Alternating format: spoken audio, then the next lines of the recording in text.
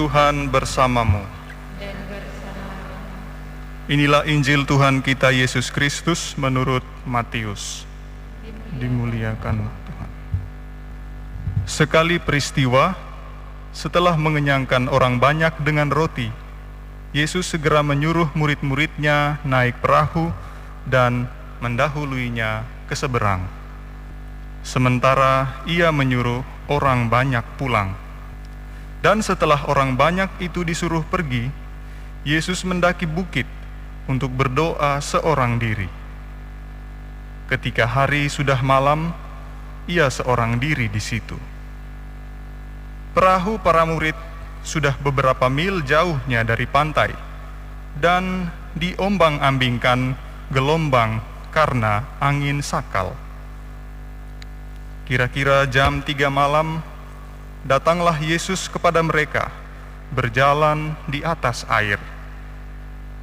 Melihat dia berjalan di atas air, para murid terkejut dan berseru, "Itu hantu!" Dan mereka berteriak ketakutan. Tetapi Yesus segera menyapa mereka, katanya, "Tenanglah, aku ini, jangan takut."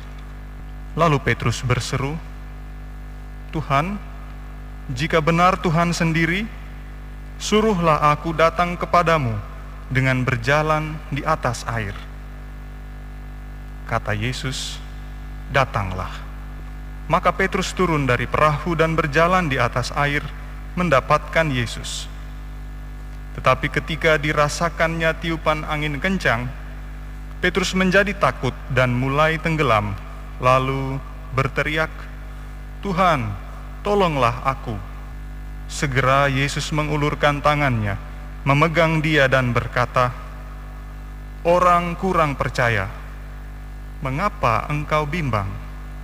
Keduanya lalu naik ke perahu dan redalah angin. Dan mereka yang ada di perahu menyembah dia, katanya, "Sungguh, engkau anak Allah." Setibanya di seberang, mereka mendarat di Genesaret.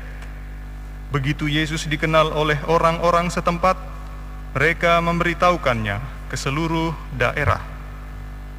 Maka semua orang sakit dibawa kepadanya. Mereka memohon supaya diperkenankan menjamah jumbai jubahnya, dan semua orang yang menjamah dia menjadi sembuh. Demikianlah Injil Tuhan. Terpujilah Kristus. Saudara-saudari yang terkasih, setelah peristiwa penggandaan roti yang menakjubkan itu, kita dengar dalam Injil kemarin, Yesus menyuruh para muridnya bertolak ke seberang. Yesus ingin mengingatkan mereka bahwa sukacita, rasa gembira karena suatu keberhasilan dalam pelayanan hendaknya tidak membuat mereka terbuai, terlena, karena masih ada banyak tugas dan tanggung jawab menanti. Namun pelayaran itu ternyata tidak mudah. Mereka diterpa gelombang oleh karena angin sakal.